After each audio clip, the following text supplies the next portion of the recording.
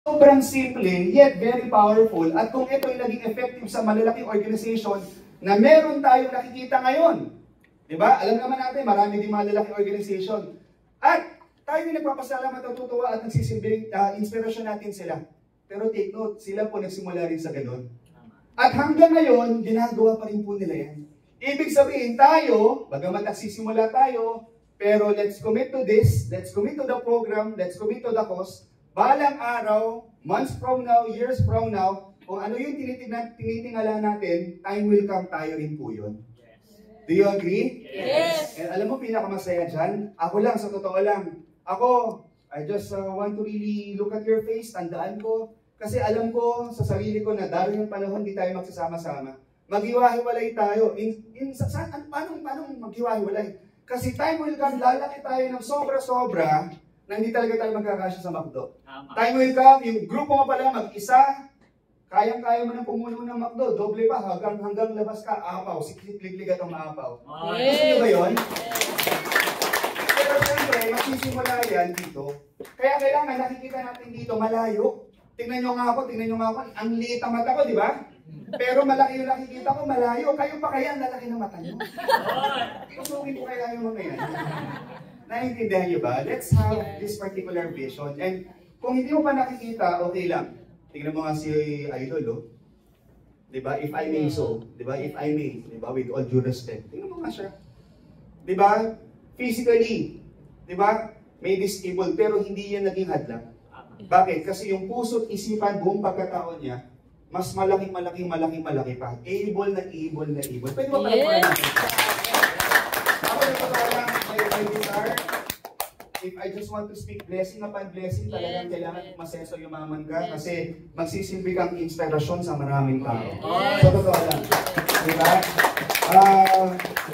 In my 2 decades, I don't know. Pero so far, wala pa kasi ako nabalikaan na talagang sobrang naging successful. Kaya kailangan, there's always first in everything. Ano pangalan mo? Ann. O, kailangan Ann. Ikaw ang magiging diamond mentor. Yes! Ang worldwide. Diba? Totoo lang. Diba? Matakot ka, tsaka medyo kabahan ka. Bakit? Eh siya nga, oh, ang layo na nakikita niya. So, totoo lang, every Monday nakikita ko siya, pupunta sa team event natin. Diba? Siya physically, meron mang kapansanan, pero yung puso't isipan, kaluluwa niya, buong-buo. Samantalang ikaw, buo ka, binigyan ka ng Panginoon ng 2 kamay, 2 paa, kompleto. Pero yung isip mo, kulang. Yung isip mo, puso mo, binibigyan mo ng limitasyon. Di ba nakakahiya sa kanya? Di ba sampal sa kanya yun? Siya, pilit niyang lumalaban sa buhay. Tapos ikaw, kompleto, susuko ka. Parang may mali. Palo ko kaya sa itong mic. Naiintindihan niyo ba kung saan ako nanggagaling? Yes! Gamitin natin yung ticket na yan. Yung ticket na yan, hindi po yan basta ordinaryong pirasong papel. Yan po ang pwedeng makapagdagdag sa atin, malay mo, ang dahil sa ticket na yan. Kanina, bago ako tawagin. Di ba? Momentum ako dun eh. Pero ayun, may kinakos ako, dahil sa ticket. Di ba? O ngayon, kasama na natin. Kasama sa ticket. Nakakatawa lang. Sa labas may pinag-uusapan kami kasi ano rin siya. First time ko na-meet yung member natin. Tapos nasa Chinese. We're talking about Chinese culture na pag-ninegosyo. Diba? Na pag sinabing Chinese, mga negosyante, paano namin dinifferentiate yung traditional businessman sa mga kasanayan ng buong magulang namin sa kung anong meron na kapangyarihan ng network marketing. Kaya ang sabi ko sa kanya, pansinin mo lahat ng batch natin. Halos lahat ng mga kaibigan ko na yung negosyo ng magulang nila, bibihira yung nagtutuloy ng negosyo din. Bakit? Kasi nakita nila gano'ng kahirap eh. May negosyo nga kami, may negosyo nga yung magulang namin. Wala namang oras sa pamilya. Hindi rin nakapag-diversify. Talagang ano eh, kumbaga there's always bulol tong ano na to. May positibo, Tagalog na lang. May positibo doon. Meron din naman syempre yung, kumbaga sa other side na nakikita natin. But at the end of the day, we choose to fight whatever na mga patas na binibigay sa atin. At itong gagawin sa atin natin na 90 days hustle harder. Guys, ako sa totoo lang, whether may event tayong ganito, whether may activity tayong ganito, Dapat sa puso mo talaga, bulo mo na tinatrabaho mo yung pangarap mo. Dapat nga magpasalamat tayo sa mga nakaisip, sa mga nag-organize, sa mga nagsimula, sa mga talaga nagpilit at nag-push nito sa atin. Kasi hindi naman yan para sa iba, hindi naman yan para sa mga mentor eh. Alam mo, para kanina yan? Huwag ka nang tumingin sa iba, para sa iyo yan. In reality, kahit hindi nga 990 eh. Kahit nga 900 days, lagay mo dyan eh. Bakit? Para kanino ba yung ihahatawin mo? Para kanino ba yung pangarap na bubuuhin mo? Para kanino grupo ba yung bubuuhin mo? Di ba para sa'yo? Yes.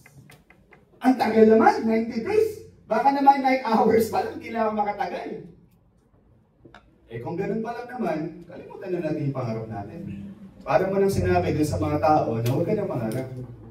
Kalimutan mo na yung sasakyan, kalimutan mo na yung pamilya mo. Pag nagkasakit yung pamilya mo, nakarating sa ospital, pasensya ka na. Bakit? Kasi 90 days, 9 hours pa lang, nagreklamo na ako eh. Kaya ba yun? Gusto mo ba yung gano'n? Di ba ayaw natin? Ito, share ko lang sa inyo ha. Share ko lang sa inyo. Hindi ko na po tatanungin kung ano-ano po mga personal na buhay po natin. Pero kami ng asawa ko, just starting this year, may matinding pagsubok no, na pinagdaanan ko yung aming family. And God is so good dahil pinaranas at pinaramdam na naman po sa amin kung gaano kami kamahal ng Diyos. Yung anak ko po, nagkasakit at a very young age na operahan. So we really spent a very huge amount of money. And hindi ako mahihiyang sabihin sa inyo at aminin sa inyo, nakipila ako dun. May ano kami, PhilHealth, PCSO, ano ba yung pinilahan namin doon? Wala sa akin. Hindi. Hindi DSWD. Walang pera, walang pondo. Wala.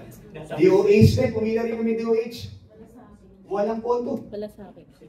Kaya guys ha, tandaan nyo, yung iboboto nyo sa darating na halala. Pero wala, maiba lang ako. Alam mo, banas na banas ako sa election. Alam mo saan ako banas na banas? Okay na yan, given na yan mga politiko. Alam mo saan ako banas na banas? Sa party list. Oo, buwisit na ako eh. Dati kasi meron talagang sekta ng lipunan na na nire-represent. Ngayon, basta na lang eh. Tama? Pogi ako, party list. Tama? I mean, not literally. Pero alam mo, lahat na lang paano mga nilagay, di ba? Kaya, anyway, pero tingnan nyo, kahit anong inis natin, sino ba bubuwa ng buhay natin? Ako kahit anong inis ko, kahit anong galit ko, kahit sino pa iboto ko, sa kanilang baya sa pamilya ko, hindi. Tama. Anyway, going back to the story, anong point ko? Tapos sabi ko doon, meron doon, nakapila. Alam mo nakapila? Kasambahay helper. Tapos na nakapila na, tinawagin ni amo niya, dumating yung amo. Donya. Tapos sabi ba, ay driver, pakisabi ko, ba't mayaman na, nakapila pa? Samantalang dapat yung pondo na iba pwede nalagay sa iba. Pwede ganun sa isip, di ba? Yeah. Pwede, ba't itong mayaman na ito nakikipila pa? And suddenly, it hit us. Alam mo kasi, in reality, pag minsan emergency, walang mayaman mahirap. Pwedeng mayaman sa property, pwedeng mayaman sa gamit, pero yung real cash, baka wala. Tama. So anong point ko?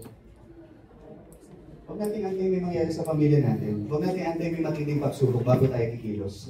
Ngayon, bigyan tayo ng pagkakataon, healthy tayo because of barley, yes. Pero hindi pa rin tayo pwede magpakasiguro. Tandaan mo, meron mga sakit na nakakahawa sa pamilya. Lahi nyo pala, high blood. O expect mo na, high blood ka rin sigurado. Kaya dapat talagang laklakin mo yung barley. At laklakin mo ng gusto para lumaki yung negosyo mo sa IM Worldwide, magkaroon ka na maraming pera. Diba? Time will come. Kahit si pinaka-best doctor, pwede. Diba? O kaya, magpakayaman tayo, magpakasarap tayo sa buhay. Dumating ang panahon. I don't know, baka masyado na malayo yung iisip ko. I don't know, minsan radical din po ako mag-isip eh. Makita ko yung pamilya ko, makita ko yung anak ko. Iba na talaga. Siguro ganun talaga pag magulang ka. Ganun talaga siguro kapag may pamilya at mga anak ka na. Yung ba pag naisip ka, kakaiba? Talagang ang layo-layo. Alam niyo yung gano'n? Eto pa lang yung nangyayari, ang layo natin na nakikita mo. Siguro it's just normal because I already have a family and I have 3 kids growing up. At talagang sabi ko sa sarili ko, yun din yung dahilan kung bakit paminsan, kamuntikan ako kung mawala sa industriya yung minahal ko. Pero dahil sa mga pamilya ko, sa asawa ko, sa 3 anak ko, talagang hinila ako pabalik.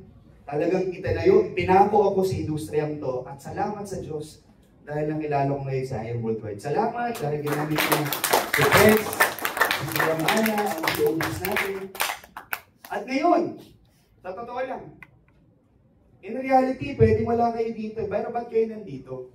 Pwedeng wala ka din ngayon dito sa McDo. Nasa bahay ka na, nanonood ka na ng bakbakan ni Coco Martin sa Batang Quiapo. Tama? Ano hindi mamatay-matay, di ba? Siguro nag-barley yun. Kaya kahit anong gulpi, anong bakbakan, talagang laging gumagaling.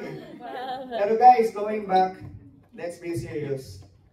Gamitin natin itong pagkakataon na to, hindi para, alam mo yun, just to check on one another. Alam ko masaya. And sometimes meron tinatawag na bandwagon effect eh. Uy, kakatapos lang ng leap forward, gigil na gigil tayo. O tara, ito gawin natin. Madali kasi talaga yun eh. Madali talaga sumakay lang eh. Sumabay lang. Tama? Sino paborito mong NBA team? Lakers. Bakit? Lakers sila eh. Di ba? Parang never say die. Bakit? Sino paborito mo? Si Johnny Brentos? Hindi naman naging Hinebra yun ah. Naintindihan yung sinasabi ko. Ang dali kasing madala lang eh. Baka kasi nandito ka dahil nadala ka lang. Dahil napilitan ka lang, isiningit ka lang. Kailangan ikaw mismo gustuhin mo. Gustuhin mo yung ginagawa mo kasi nakikita mo mismo malinaw sa iyong mga paningin at malinaw talaga yung direksyon na gusto mong mangyayari sa iyo at nakikita mo ngayon dito. At ako nagpapasalamat, sana magtulong-tulong pa tayo lalo. Kasi, guys, hindi natin kayang gawin ito na mag-isa lang. Even silang mentor Mike, ako na-appreciate ko siya. Kasi every time may mga ganito tayong gatherings, talagang siya